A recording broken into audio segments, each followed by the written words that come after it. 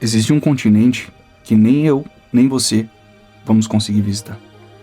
Não porque seja só caro, não porque seja difícil de chegar, mas porque existe um tratado internacional que controla rigorosamente quem pode ir lá e o que pode ser feito lá dentro. Um continente inteiro, maior que a Europa, coberto por gelo, e com regras que nenhum outro lugar do planeta tem. E esse lugar é a Antártida.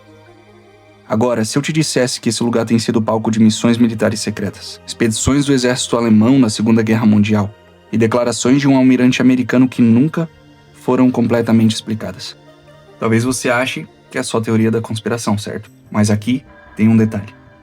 Tudo que eu vou te mostrar aqui são fatos documentados, missões reais, declarações reais, operações que existem nos registros históricos.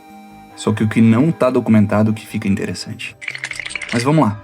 O que é a Antártida de verdade? Antes de entrar nos mistérios, deixa eu te dar um contexto. A Antártida não é só um lugar frio lá no sul do planeta. É um continente mais frio, mais seco e mais ventoso do planeta. A temperatura média do interior chega a menos 57 graus Celsius. No inverno, algumas regiões ficam sem luz solar por meses inteiros. E mesmo assim, existe gelo com mais de 4 km de profundidade em algumas partes. Mas o que poucas pessoas sabem é o seguinte: debaixo de todo esse gelo existe terra firme. Montanhas, vales, lagos e sim, lagos de água quente também, já que são tão profundos que são aquecidos pelo calor geotérmico do interior da Terra, completamente isolados do mundo exterior há milhões de anos. E o maior deles é o Lago Vostok, e foi descoberto lá nos anos 90. O que mais existe lá embaixo que ainda não foi encontrado? Não sabemos. E agora vem o detalhe que muda tudo. O Tratado do Antártico, assinado em 1959, determina que a Antártida é uma zona desmilitarizada, reservada para pesquisas científicas apenas. Nenhum país pode reivindicar soberania. Nenhuma atividade militar pode ser realizada ali. Parece ótimo, certo? Mas o tratado também proíbe que qualquer pessoa acesse determinadas regiões sem autorização. E as câmeras de satélites comerciais têm restrições sobre o que pode fotografar ali. Mas a pergunta que a gente mais se faz até essa parte é: por quê? Richard Byrd, o homem que viu algo. Agora vamos para o personagem principal e central dessa história. O almirante Richard Evelyn Byrd. Ele não era louco, não era um teórico. Era um dos exploradores mais respeitados dos Estados Unidos no século XX. Piloto condecorado, almirante de 4 estrelas. Foi ele quem realizou as primeiras missões aéreas sobre os 2 polos da Terra. Um homem do governo americano, um homem do establishment. E foi exatamente por isso que as palavras dele causaram tanto impacto. Em 1947, durante uma operação, ele voltou dos Estados Unidos para a Antártida liderando uma das maiores frotas militares já enviadas para o continente. Depois dessa missão, ele deu uma entrevista a um jornal chileno.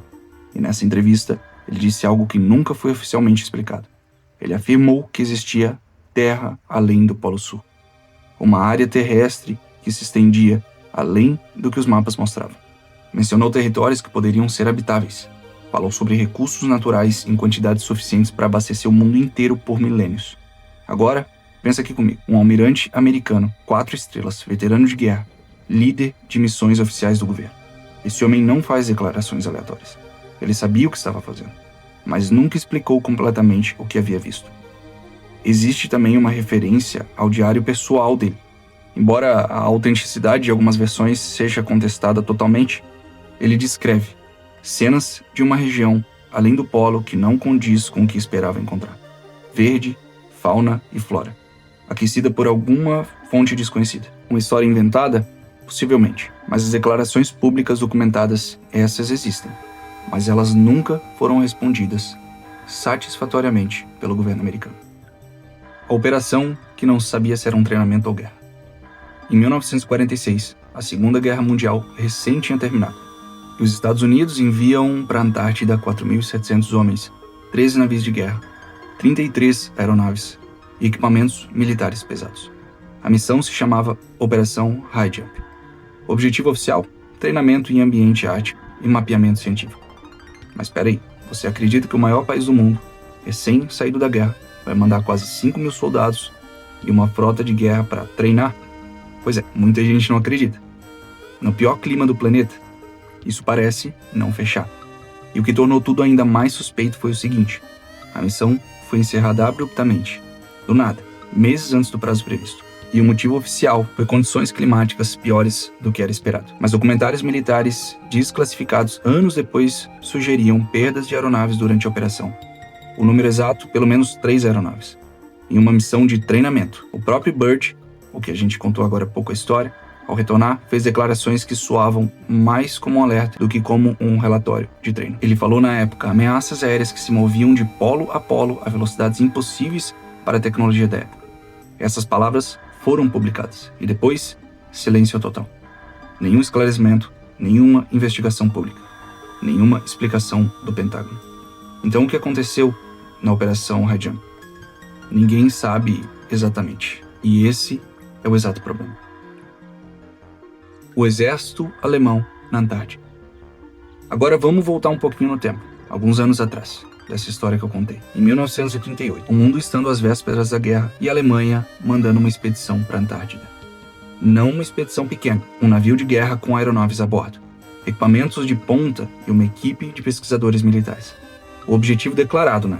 Mapear territórios para reivindicação futura. E foi isso que foi feito.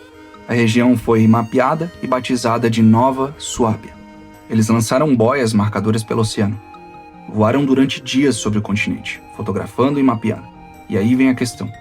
Por que o regime alemão, em 1938, com uma guerra iminente e todos os recursos necessários focados na Europa, dedicou tempo, dinheiro e pessoal para uma expedição ao continente mais remoto do planeta? A resposta oficial é interesse geopolítico e estratégico. Mas pesquisadores independentes levantaram outro ângulo, outra forma de ver. Evidências sugeriram que a expedição teria encontrado regiões com temperaturas acima do esperado, geotermicamente aquecidas, possivelmente habitáveis. Alguns documentos alemães capturados após a Segunda Guerra mencionavam um plano de estabelecer uma base permanente na Antártida. E aqui vem o dado que ninguém consegue explicar. Vários submarinos alemães foram declarados como perdidos no final da guerra, jamais encontrados. Alguns relatos de marinheiros aliados falam em ter visto submarinos alemães navegando em direção ao sul, meses depois da rendição oficial na guerra. Coincidência? Ou uma rota de fuga para uma base que ninguém deveria saber? Mais uma vez, nada confirmado oficialmente, mas a quantidade de pontas soltas aqui é grande demais para ignorar. O Tratado Antártico e o que eles realmente protegem. Em 1959, 12 países assinaram o Tratado do Antártico. E a lógica era simples. Nenhum país poderia reivindicar territórios, nenhum uso militar seria permitido, e o continente seria dedicado exclusivamente à ciência. Bonito no papel, mas existem cláusulas nesse tratado que raramente são discutidas. Por exemplo, o acesso a civis na Antártida é fortemente restrito. Turistas só podem ir com autorização e por rotas específicas. Certas zonas do continente são totalmente fechadas, mesmo para países aliados. E qualquer descoberta feita na Antártida pode ser classificada fácil como sigilosa pelo governo responsável. Em outras palavras, se alguém encontrar algo ali dentro, é obrigado a relatar e o governo responsável não é obrigado a contar. Agora combina isso com o seguinte: só em 2016 alguns líderes mundiais completamente diferentes fizeram visitas à Antártida. Um secretário de Estado americano, um líder de uma igreja ortodoxa russa e até um astronauta que foi e precisou ser evacuado por razões médicas. Mas antes disso, ele revelou uma mensagem que viralizou um pouco, né? Nós estamos em perigo. A mensagem até foi atribuída a um terceiro depois, mas o timing de todas essas visitas no mesmo ano, por pessoas completamente diferentes, isso talvez não seja coincidência. E alguns relatos continuaram surgindo tempos depois. Além dos fatos históricos documentados que eu acabei de falar, existe uma camada de relatos que não podem ser simplesmente descartadas. Pilotos militares que afirmaram ter visto formações geológicas impossíveis em regiões onde gelo deveria ser absoluto, técnicos de pesquisa que relataram interferências eletrônicas inexplicáveis em determinadas coordenadas no continente, imagens de satélite, algumas disponíveis até no Google Earth, que mostram estruturas geométricas perfeitas demais para serem apenas formações naturais de gelo. Agora, cada um desses relatos pode sim ter explicação racional.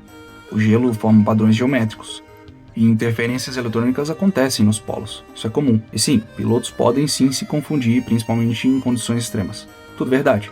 Mas o padrão, o fato de que esses relatos continuam surgindo de fontes diversas, em épocas diferentes, apontando a mesma região, esse padrão não tem uma explicação simples. E talvez a pergunta não seja o que existe lá. Talvez a pergunta seja por que tanto esforço para que ninguém descubra. Mas vamos lá, mesmo com tudo isso, a Antártida permanece, até hoje, o continente menos explorado da Terra. Mas da metade do território nunca foi examinado de perto. As missões continuam acontecendo, mas relatórios completos raramente são públicos. E as perguntas que o oficial Byrd de 1947 fez ainda não têm resposta. O que existia além do Polo Sul que ele viu? O que as expedições alemãs realmente encontraram? O que fez a Operação High Jump ser encerrada às pressas? Por que líderes do mundo inteiro visitam a Antártida, e principalmente no mesmo ano, em 2016? E não, isso ninguém vai ter a resposta. Até porque são histórias incompletas. E histórias incompletas sempre vão ter outros capítulos. Mas a maioria das vezes fica para nossa imaginação pensar sobre.